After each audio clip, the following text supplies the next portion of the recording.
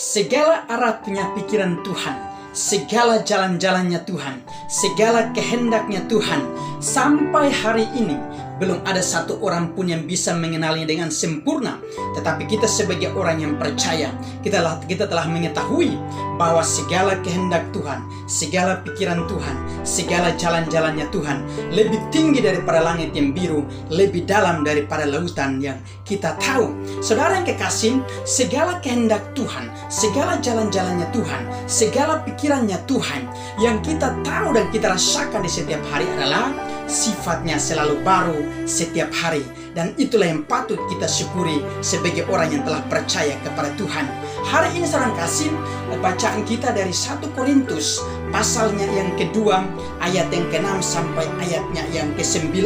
Sungguh pun demikian kami memberitakan hikmat di kalangan mereka yang telah matang, yaitu hikmat yang bukan dari dunia ini dan yang bukan dari penguasa-penguasa dunia ini, yaitu penguasa-penguasa yang akan ditiadakan. Tetapi yang kami beritakan ialah hikmat Allah yang tersembunyi dan rahasia yang sebelum dunia dijadikan telah disediakan Allah bagi kemuliaan kita. Tidak ada dari penguasa dunia ini yang mengenalnya, sebab kalau sekiranya mereka mengenalnya, mereka tidak menyalibkan Tuhan yang mulia. Tetapi seperti ada tertulis, apa yang tidak pernah dilihat oleh mata dan tidak pernah didengar oleh telinga dan yang tidak pernah timbul di dalam hati manusia, semua disediakan Allah untuk mereka yang mengasihi Dia.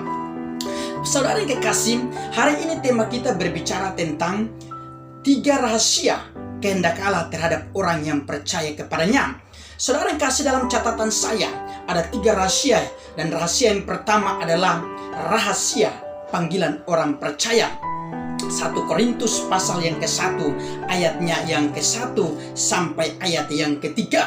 Tujuan daripada panggilan Tuhan dalam kehidupan kita sebagai orang yang percaya di saat ini, bahkan kita sebagai orang percaya yang dimana sebelum menjadi orang percaya, dulu kita tidak pernah mendengar apa itu Injil, dulu kita tidak pernah mendengar apa itu firman Tuhan, dulu kita jarang berdoa kepada Tuhan, kita tidak beribadah kepada Tuhan, bahkan dulunya kita lebih memilih untuk melakukan hal-hal yang di luar kehendak Tuhan, di luar pikiran kehendaknya Tuhan, di luar jalan-jalan yang dikehendaki oleh Tuhan. Tetapi setelah kita menjadi orang yang percaya, maka kita dapat mengenal dan mengetahui dan bahkan menjadi orang yang semakin mengerti bahwa tujuan dari panggilan Tuhan menurut kehendaknya di dalam kehidupan kita adalah untuk menjadi umat pilihan yang kudus, untuk menjadi orang-orang pilihan Tuhan yang hidup tanpa cacat celah, bahkan untuk menjadi orang-orang pilihan yang suka untuk menyembah Tuhan, suka untuk beribadah kepada Tuhan,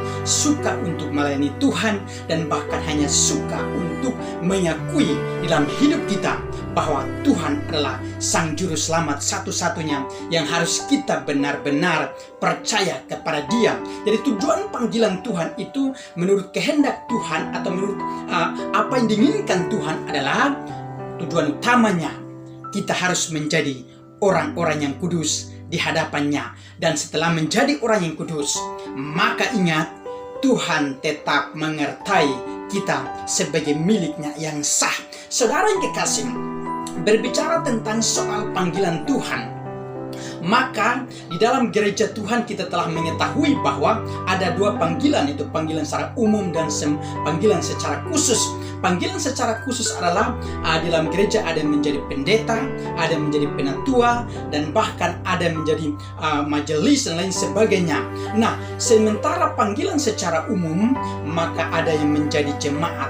Artinya Tuhan memanggil untuk percaya kepada Dia, tetapi fungsi dan peran pentingnya dalam gereja adalah menjadi jemaat-jemaatnya Tuhan.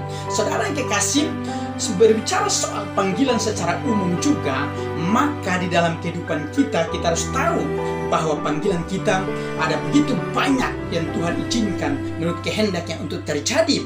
Ada yang dipanggil untuk melayani Tuhan, ada yang dipanggil untuk menjadi rasul, ada yang dipanggil untuk menjadi guru, ada yang dipanggil untuk menjadi petani, ada yang dipanggil untuk menjadi juru bicara yang baik, ada yang dipanggil untuk menjadi dosen, ada yang dipanggil untuk menjadi polisi, tentara, dokter, dan lain sebagainya. Semua panggilan yang Tuhan izinkan dalam kehidupan kita, tujuannya adalah untuk kita bisa saling melengkapi, saling melayani, saling mendukung, bahkan untuk saling menguatkan satu dengan yang lain. Saudara yang kekasih, di dalam kehidupan panggilan Tuhan ini, sebelum kita mencapai tujuan dari panggilan Tuhan seperti dikuduskan, bahkan disertai oleh Tuhan, ada berbagai proses demi proses yang kita harus lewati. Nah, untuk menjadi orang yang kudus berhubungan dengan hidup kita yang dulunya suka melakukan hal-hal yang dosa atau tidak berkenan, melakukan hal yang tidak berkenan di hadapan Tuhan, lalu Tuhan memanggil kita untuk diubah menjadi orang yang kudus di hadapan Dia, disempurnakan untuk menjadi orang yang baik. Nah, ketika untuk disempurnakan atau ketika Tuhan ingin untuk menguduskan hidup kita, maka akan terjadi sebuah proses. Dan proses demi proses yang Tuhan izinkan adalah sebuah didikan atau latihan rohani yang Tuhan izinkan untuk terjadi dalam kehidupan kita. Tujuannya adalah untuk memisahkan tabiat hidup kita lama yang tidak berkenan kepada Tuhan, yang tadinya suka melakukan dosa. Tuhan ingin memisahkan hal sifat yang demikian, dan kita harus benar-benar pikiran kita dibaharui oleh Tuhan dan hati kita dibaharui oleh Tuhan, supaya kita ingin selalu melakukan apa yang Tuhan mau dalam hidup kita. Tetapi ingat, ketika Tuhan ingin memproses kita, membentuk hidup kita seperti yang demikian, banyak orang yang memilih untuk tidak mau. Padahal kehendak panggilan Tuhan itu yang paling terpenting adalah harus terjadi proses. Tujuan yang Tuhan supaya terjadi sebuah perubahan hidup yang sesuai dengan apa yang Tuhan kehendaki. Tetapi panggilan yang Tuhan inginkan ini seringkali orang tidak ingin untuk hidup dalam proses kehendaknya Tuhan. Proses kehendaknya Tuhan untuk menjadikan kita menjadi anak-anaknya yang sah, yang benar-benar bisa dapat membedakan apa itu jahat dan apa itu yang baik. Dan orang yang menolak hal yang demikian adalah orang yang salah memilih jalan, yang tidak memilih jalan kehendaknya Tuhan. Sementara panggilan Tuhan adalah harus kita disempurnakan sama seperti yang adalah sempurna. Saudara yang kekasih, panggilan Tuhan adalah sebuah kehormatan. Panggilan Tuhan adalah sebuah kesempatan, dan kesempatan itu tujuan akhirnya akan menuntun kita untuk sampai kepada surganya yang kekal, yaitu hidup bersama dengan Tuhan. Haleluya! Untuk seorang kasih, dimanapun engkau berada, dan apapun panggilan yang kau miliki, yang dulu engkau tidak pernah mendengar, yang dulu engkau tidak pernah mengetahui, dan bahkan panggilan Tuhan yang Tuhan izinkan, dulunya engkau tidak pernah merencanakan untuk terjadi, bahkan dulu engkau juga tidak pernah menyadari bahwa akan terjadi dalam hidupmu.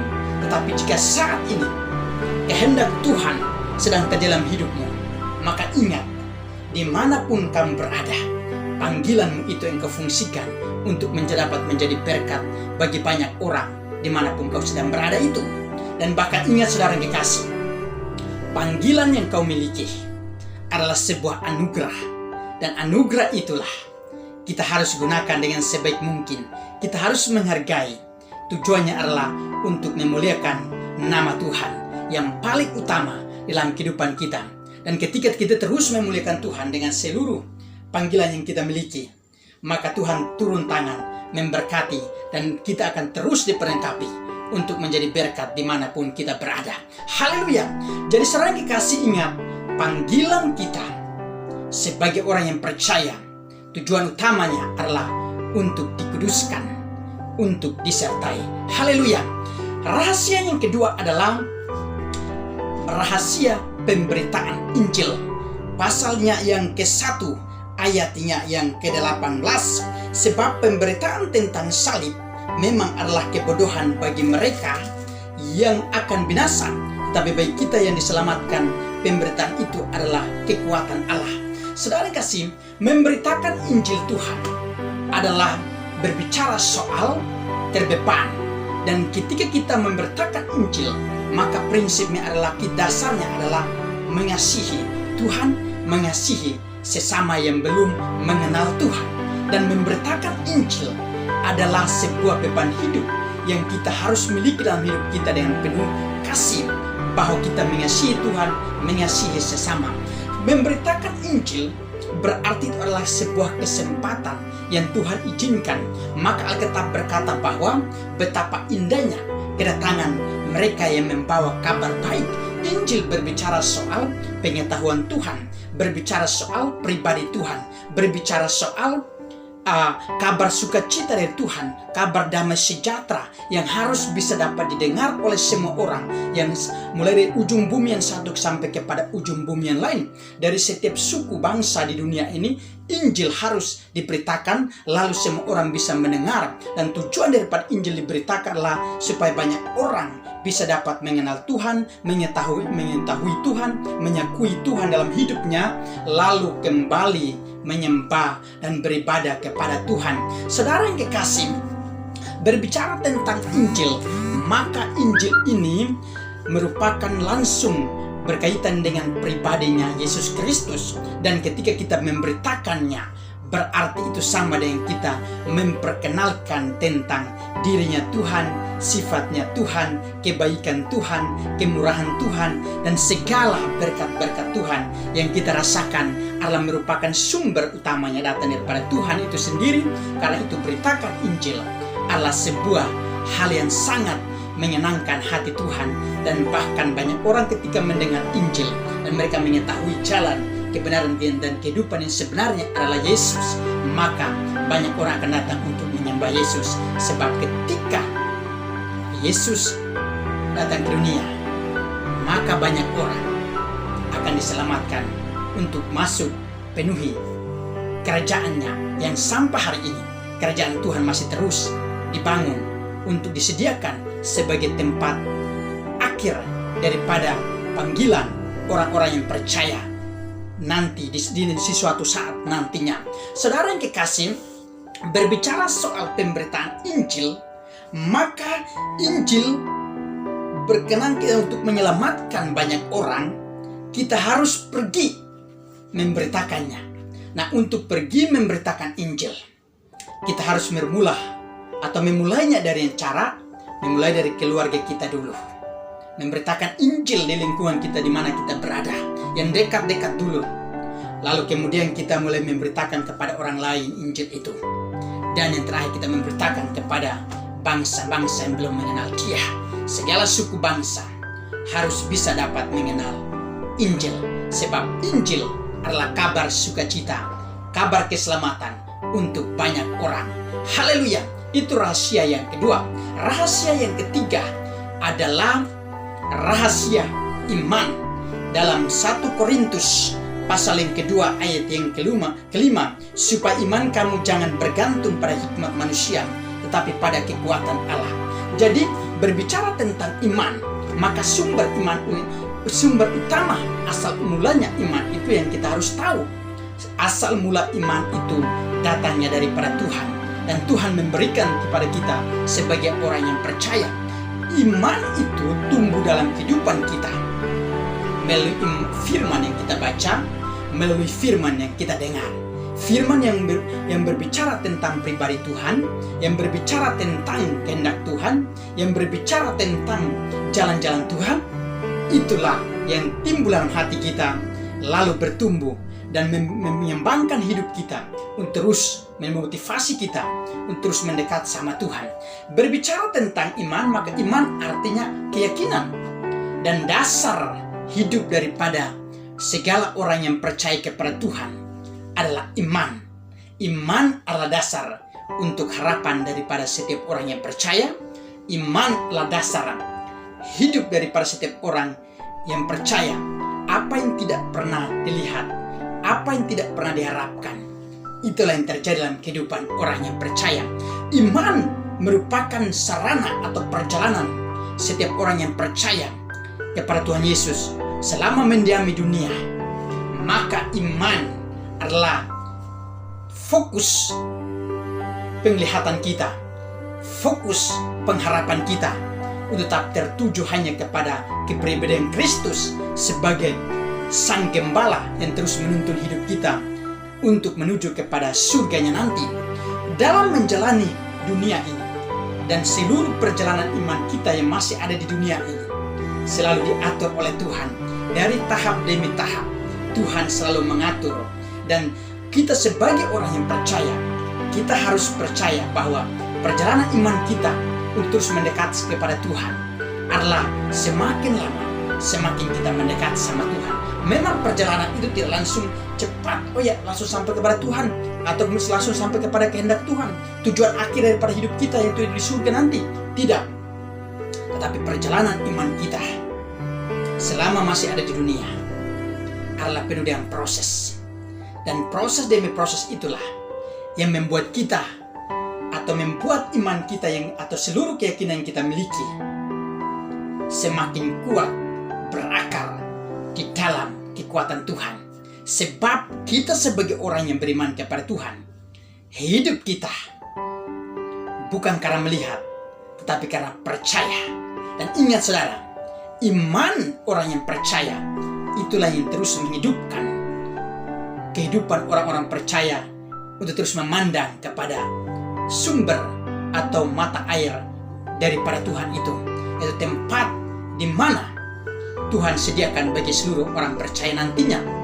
Saudara yang kekasih, berbicara soal iman, maka Alkitab berkata bahwa orang benar hidup oleh karena iman. Jadi iman yang kita miliki itulah yang terus menguatkan kita dalam hubungan kita dengan Tuhan. Dan karena iman yang daripada Tuhan adalah hidup kita, maka setiap hari kita berseru, ya Abah, ya Bapa, ya Tuhan kami. Dan kita terus menyakui bahwa Tuhanlah adalah hidupku dan aku dalam Tuhan. Kita jadi satu dengan Tuhan. Haleluya. Kiranya firman Tuhan hari ini memberkati kita. Amin.